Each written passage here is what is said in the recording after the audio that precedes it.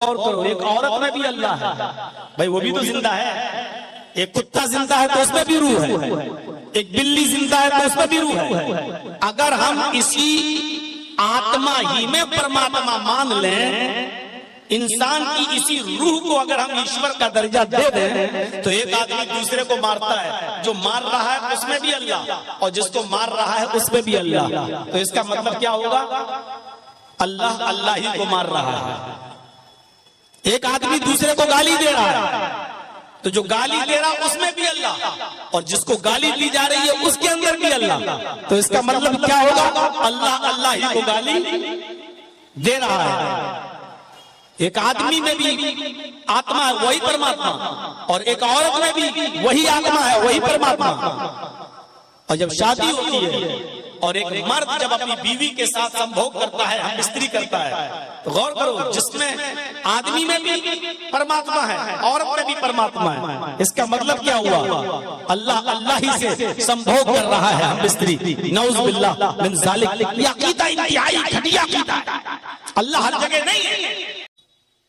मैंने कुरान करीम की जो आयत करीमा आपके सामने तिलावत फरमाई है, इस आयत के अंदर अल्लाह तबारक व तआला ने अपने नबी मोहम्मद रसूलुल्लाह सल्लल्लाहु अलैहि वसल्लम को सबसे पहले जो वही उतारी है अपने नबी पर, उस वही के अंदर अल्लाह ताला ने सबसे पहले पढ़ने का हुक्म दिया है, इल्म से जोड़ा, तालीम से वाबस्ता किया। मैं अपनी तकरीर में आज आपको ये बताने की कोशिश करूंगा कि अल्लाह ताला ने सबसे पहले वही के अंदर इल्म की तरफ इशारा किया है, इक़रा। और ये इशारा किसको किया जा रहा है? मुहम्मदुर रसूलुल्लाह सल्लल्लाहु अलैहि वसल्लम। आए नबी पढ़ो उस रब के नाम से जिसने पैदा किया। पढ़ने के लिए किसको कहा जा रहा है? जिसने अपनी पूरी जिंदगी कभी किसी के सामने ज़ानुए तलम्मुस तय नहीं किया, शागिर्दगी हासिल नहीं की, किसी मकतब में अलिफ बा ता सा नहीं पढ़ा, किसी स्कूल में ABCD नहीं पढ़ी, जिसके बारे में अल्लाह तबारक व तआला कहता है कि वो नबी उम्मी हुवल्लज़ी बअस फिल उम्मीयीन रसूलन मिनहुम। हमने तुम्हें वो रसूल दिया जो उम्मी है। उम्मी मां के पेट से जो बच्चा पैदा होता है, जिस तरह वो बच्चा लिखना और पढ़ना नहीं जानता, मोहम्मद रसूलुल्लाह को बिल्कुल वही कहा जा रहा, उम्मी। माँ के पेट से पैदा होने वाला बच्चा जिस तरह पढ़ना लिखना नहीं जानता, वैसे ही मोहम्मद रसूलुल्लाह था। उनसे कहा जा रहा है पढ़ो। ये अजीब बात नहीं है। आप किसी अनपढ़ शख्स से ये कहें कि पढ़ो, तो लोग ये कहेंगे कि देखिए यार, या तो तुम नहीं जानते हो उस शख्स को जिसको कह रहे हो पढ़ो, या तो मालूम नहीं है तुम्हें कि वो पढ़ा लिखा नहीं है, या फिर तुम उसका मजाक उड़ा रहे हो। लेकिन यहां दोनों वैसे कोई बातें नहीं है। अल्लाह ताला जानता है कि मोहम्मद उम्मी है, अनपढ़ है, लेकिन इसके बावजूद कह रहा है कि पढ़ो। जिब्राइल से कहलवाया। और जिस तरह नर्सरी के बच्चे को डायरेक्ट बायोलॉजी, केमिस्ट्री और फिजिक्स नहीं पढ़ाया जाता, ऐसे ही मोहम्मद रसूलुल्लाह सल्लल्लाहु अलैहि वसल्लम से डायरेक्ट नहीं कहा जा रहा है कि अरबी ग्रामर पढ़ो, अरबी कवायद पढ़ो, बल्कि कहा जा रहा पढ़ो उस रब के नाम से जिसने पैदा किया। सबसे पहले मारिफत इलाही की तरफ, अल्लाह रब्बुल आलमीन की मारिफत हासिल करने की तरफ दावत दी जा रही है। भाई आप लोग नहीं मानेंगे, ये सबसे ऊपर वाले जो दो ये है मोबाइल, इनको आप बंद करवाइए, हटा दीजिए।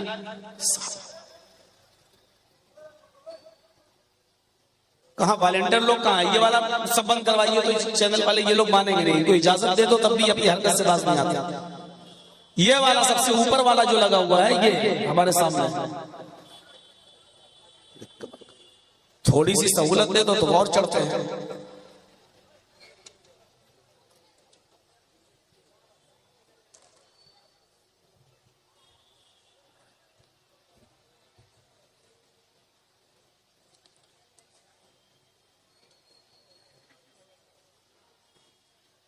उस गारे हिरा के अंदर ये वही नाज़िल होती है। आज भी जो लोग हज या उम्रा करने के लिए जाते हैं और गए होंगे, उन्होंने जबल नूर जरूर देखा होगा। जबल नूर की ऊंची टॉप चोटी पर वो गारे हिरा का मंजर उनकी आंखों के सामने होगा। उस जमाने में बड़ा खतरनाक रास्ता था। आज तो थोड़ा सा रास्ता बना दिया गया है, लोग चढ़ते हैं और पहुंच जाते हैं वहां तक, लेकिन आज भी वहां जाने में डर लगता है। बहुत ऊंचाई पर है गारे हिरा, लेकिन थोड़ा सा रास्ता काट पीट के बना दिया गया है, वहां तक लोग पहुंच जाते हैं। लेकिन 60, 65, 70 साल का आदमी आज भी वहां जाने का नाम नहीं लेता है, नहीं चढ़ता। और उस जमाने में 1400, 1450 साल पहले जब रास्ता बना हुआ नहीं था और ऐसे ही ये पकड़ लिया, वो पहाड़ पकड़ा, ये पत्थर पे पैर रखा और इस तरीके से जब चढ़ा जाता था, और फिर इतनी ऊंचाई पर, और लाइटों का जमाना नहीं था, कुमकुमों का जमाना नहीं था। उस जमाने में अल्लाह के नबी सल्लल्लाहु अलैहि वसल्लम कई दिन का खाना लेकर जाते थे और उस गारे हिरा के अंदर आप अल्लाह की इबादत में मसरूफ रहते थे। ये उस जमाने की बात बता रहा हूँ। आज तो लाइटें लग गई हैं, आज तो कुमकुमे जलते हैं, आज तो रास्ता बना दिया गया है, आप चढ़ गए, आराम से पहुंच गए। उस जमाने में जब दुश्वार कुन रास्ता था, सीधे और चढ़कर कई दिन तक उस गार में अल्लाह के नबी रहते थे, रात भी वहीं गुजारते थे। और रमजान की एक रात आई जिसको लैलतुल कद्र कह दिया गया है। उस रमजान की रात के अंदर जिब्राइल अमीन इंसानी शक्ल में दाखिल होते हैं गारे हिरा में, और गारे हिरा में दाखिल होने के बाद मोहम्मद रसूलुल्लाह सल्लल्लाहु अलैहि वसल्लम के पास जाकर बैठ जाते हैं। अब पढ़िए बुखारी शरीफ किताबों बदिल वही के अल्फाज। नबी अकरम के पास बैठ गए। अल्लाह के नबी को मालूम नहीं कि ये जिब्रील है, ये फरिश्ता है, और ना इससे पहले कभी किसी फरिश्ते से आपकी मुलाकात हुई। अचानक इंसानी शक्ल में आया जिब्रील, और आने के बाद मोहम्मद रसूलुल्लाह के पास बैठ गया और बैठकर कहने लगा, इक़रा या मोहम्मद, आए मोहम्मद पढ़ो, इक़रा या मोहम्मद, आए मोहम्मद पढ़ो। मोहम्मद रसूलुल्लाह जवाब देते, माना बिकारी, मैं पढ़ा हुआ नहीं हूं। जर्जीस को अगर किसी ने पढ़ाया ना हो और मैं अनपढ़ हूं और आप उससे कहें कि पढ़ो, या ऐसी कोई किताब ले और कहें कि पढ़ो, तो हम क्या कहेंगे? अरे साहब मैं पढ़ा हुआ नहीं, मुझे पढ़ना नहीं आता। तो मोहम्मदुर रसूलुल्लाह ने वही जवाब दिया जिब्राइल से, तो मुझसे कह रहे हो पढ़ो, माना बिकारी में पढ़ा हुआ नहीं हूं।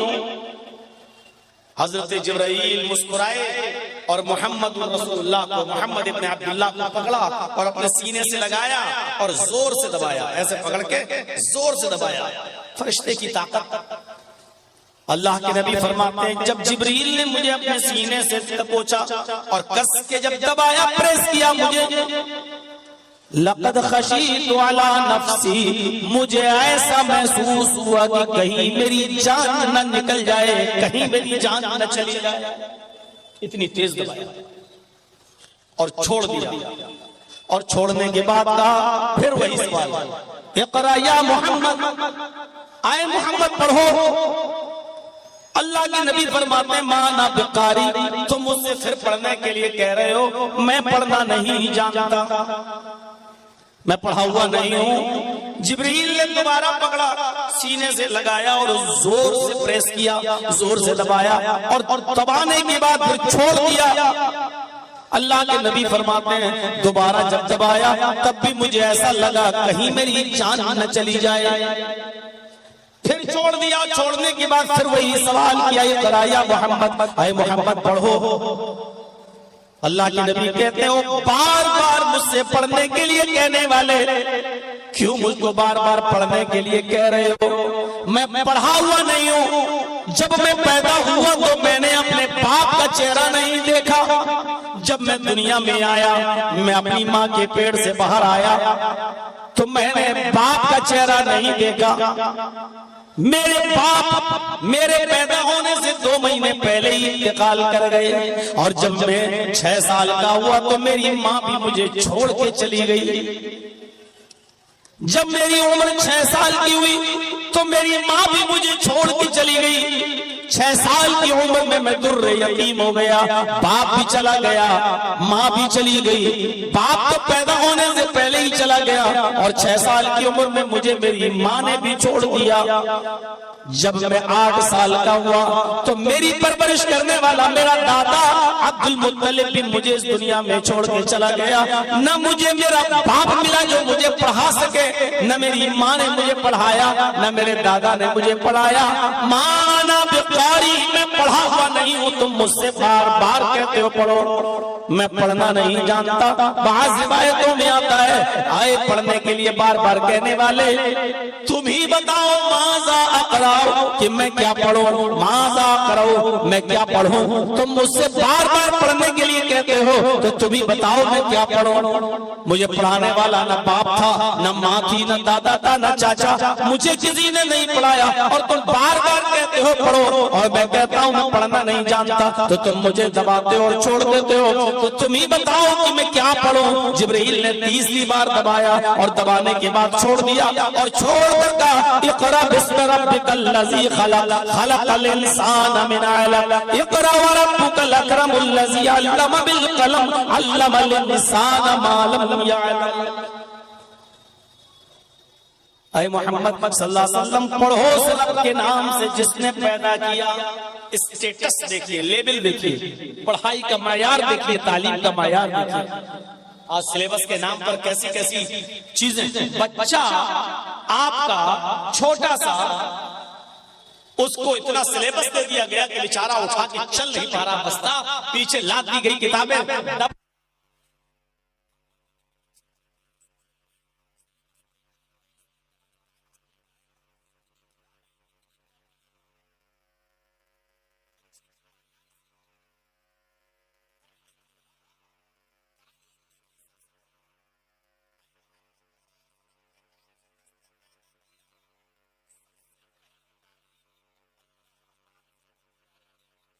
नाम से पढ़िए जिसने पैदा किया। लोग भी जानते थे, अरब के लोग भी जानते थे कि इस कायनात का बनाने वाला कोई है, इस दुनिया का बनाने वाला कोई है। वो भी जानते थे एक छोटी सी लकड़ी की टेबल भी बगैर किसी बनाने वाले के वजूद में नहीं आ सकती है। वो भी जानते थे कि हम खजूर के पत्तों की जिस चटाई पर बैठते हैं वो चटाई भी अपने आप वजूद में नहीं आ सकती है। उस चटाई को भी कोई बनाने वाला है।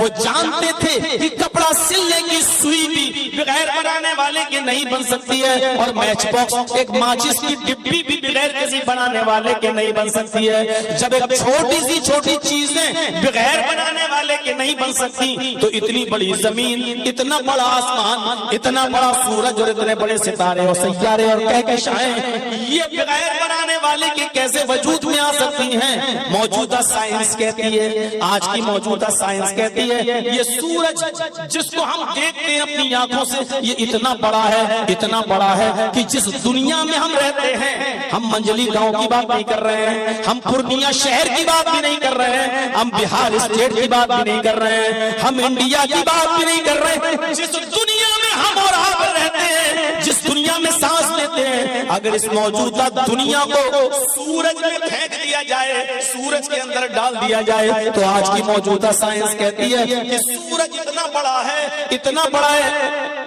ये दुनिया सूरज के अंदर ऐसे गिरी हुई नजर आएगी जैसे बहुत बड़े फुटबॉल की फील्ड में, फुटबॉल की ग्राउंड में फुटबॉल दिखाई देती है। आपने फुटबॉल का मैच देखा होगा, कितना बड़ा ग्राउंड और स्टेडियम होता है, उस स्टेडियम में अगर एक फुटबॉल डाल दो तो फुटबॉल कोने में पड़ी हुई नजर आती है, एक साइड में दिखाई देती है। सूरज इतना बड़ा है इस दुनिया से कि अगर दुनिया को सूरज में डाल दिया जाए तो दुनिया एक गेंद, एक बॉल, एक फुटबॉल की तरह नजर आएगी, यानी और इतना बड़ा है सूरज। अब आप अंदाजा लगा सकते हैं कि उस सूरज में दुनिया एक फुटबॉल नजर आए तो सूरज कितना बड़ा हुआ है, ये आज की मौजूदा साइंस कहती है। फिर ये सूरज बगैर बनाने वाले के कैसे वजूद में आ गया? फिर इस सूरज के अंदर 950 करोड़ 9 करोड़ 30 लाख मील की बुलंदी पर किसने मुअल्लक कर दिया, किसने लटका दिया? फिर सूरज के अंदर 1 करोड़ 40 लाख डिग्री सेंटीग्रेड गर्मी किसने भर दी? ये सूरज रोजाना हमें और आपको 1 करोड़ 40 लाख डिग्री सेंटीग्रेड गर्मी हमें प्रदान करता है, हमें देता है। मेरे भाइयों, ये बगैर बनाने वाले के कैसे वजूद में आ सकता है? इसको अरब के लोग भी अच्छी तरह जानते थे। वो तो अल्लाह को इतना मानते थे और अल्लाह के पावर को इतना जानते थे। हाँ, एक कमी भी उनके अंदर थी, जो जिहालत कह लो, वो कमी ये थी कि वो डायरेक्ट अल्लाह से नहीं मांगते थे, लेकिन देने वाला अल्लाह ही को जानते थे। कुरान पढ़िए, बार बार कुरान देखिए। मेरे ये तलबा जो हिफ्ज़ की डिग्री लेकर और सर पर दस्तारे फजीलत बांधकर जो फारिग हुए हैं, पूछिए मेरे भाइयों, कुरान इनको इन्होंने सीखा है, दुनिया की सबसे अजीम किताब को इन्होंने अपने सीने में महफूज किया है। आप जरा इनसे कुरान की आयतें पूछें, ये झट से जवाब दे देंगे और बताएंगे। मेरे प्यारे साथियों, इसी कुरान में बार बार आप पढ़ेंगे कि आए मोहम्मद सल्लल्लाहु अलैहि वसल्लम, आए मेरे नबी, इन काफिरों से सवाल करो कि जमीन और आसमान को किसने बनाया, तो ये जवाब देंगे अल्लाह ने। अल्लाह को मानते थे। उनसे पूछो कि चांद सूरज सितारे किसने बनाए, तो कहेंगे अल्लाह ने। इनसे पूछो आसमान से बारिश कौन बरसाता है, तो ये जवाब देंगे अल्लाह। इनसे पूछो युखरिजुल हय्य मिनल मय्यत व युखरिजुल मय्यत मिनल हय्य, जिंदा चीज में से मुर्दा चीज को और मुर्दा चीज से जिंदा चीज को कौन निकालता है? जिंदा से मुर्दा, मुर्गी जिंदा है, उससे बेजान चीज अंडा कौन निकालता है? और अंडा बेजान है, उससे जानदार चीज मुर्गी का बच्चा कौन निकालता है?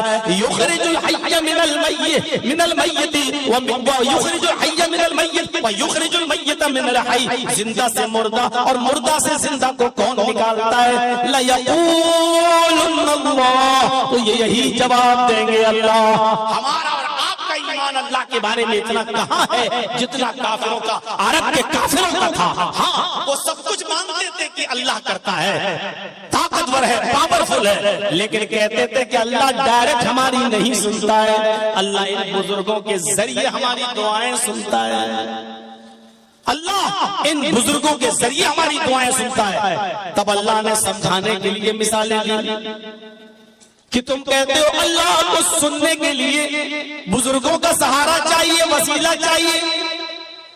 अरे ये तो तुम जैसे कमजोर लोगों को जरूरत पड़ सकती है, अल्लाह को उसकी जरूरत क्या है? जर्जी साहब की जबान इतनी हाई फाई नहीं है, कमजोर है, इसलिए वो अपनी आवाज इतनी जोर से 15,000 20,000 के मजमे तक नहीं पहुंचा सकते हैं। तब जर्जी साहब को माइक की जरूरत है।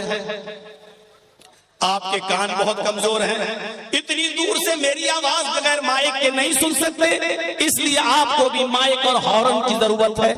अरे आप कमजोर, सुनाने वाला कमजोर, सुनने वाला भी कमजोर, तब सहारे की जरूरत पड़ती है। लेकिन अल्लाह को पुकारो, तुम सब कमजोर हो मेरे बंदो, तुम्हारी आवाज मुझ तक नहीं आ सकती है, तुम बहुत कमजोर हो, लेकिन मैं सुनने वाला हूं, मैं कमजोर नहीं हूं, मैं तुम्हारी आवाज को आसमान की बुलंदियों से भी सुन लेता हूं। ओह लोगों सुनो, ये पहला आसमान इतनी बुलंदी पर है जिसका अंदाजा हम और आप नहीं लगा सकते हैं। इस आसमान के नीचे 3 कहकशाएं हैं, एक करीबी कहकशां, एक दरमियान में मीडियम बीच में कहकशां, और एक सबसे दूर वाली कहकशां। ये मान ही नहीं सकते ये लोग, यही सब कहलवाना था ना, यही सब डिस्टर्ब कराना है आप लोगों को। इसीलिए यूट्यूब चैनल वालों को बंद करा दिया था।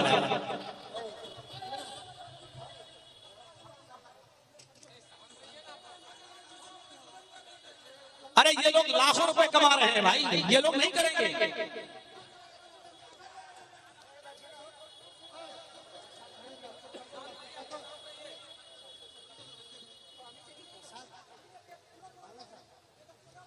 डिस्टर्ब करते हैं।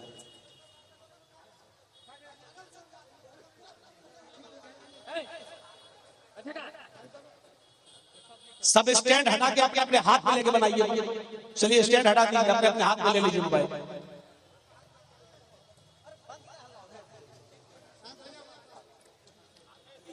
ये सब काम पहले से होना चाहिए था यार, आप सबका बन जाने दिया मेरे नाम पर। आप लोग यार कोई ऐसा तरीका अपनाइए कि आपका भी काम हो, पीछे वालों को भी डिस्टर्ब ना हो। कुतुब मीनार की तरह ऊंचा खड़ा कर दिया, दूसरों को दिक्कत हो रही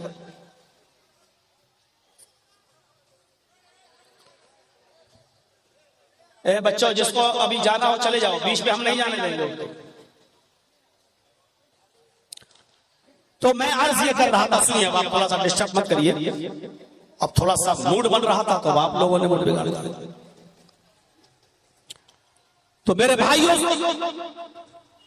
3 कहकशाएं हैं, एक करीबी, एक मीडियम बीच में, और एक ऊपर, सबसे ऊपर। करीबी जो कहकशा है, अब सुनिए अल्लाह रब्बुल आलमीन कहाँ है।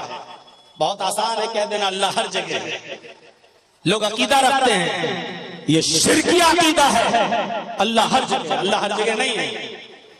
अपने अकीदे की इस्लाह कर लो। अल्लाह अर्श पर है, सुम्मा इस्तवा अलल अर्श, अल्लाह अर्श पर। अगर आपने कह दिया अल्लाह हर जगह है, तो क्या नालियों में भी अल्लाह है? क्या लैट्रिन में भी अल्लाह है? क्या कुत्ते के जिस्म में भी अल्लाह है? ये तो काफिर और मुशरिकों का अकीदा है।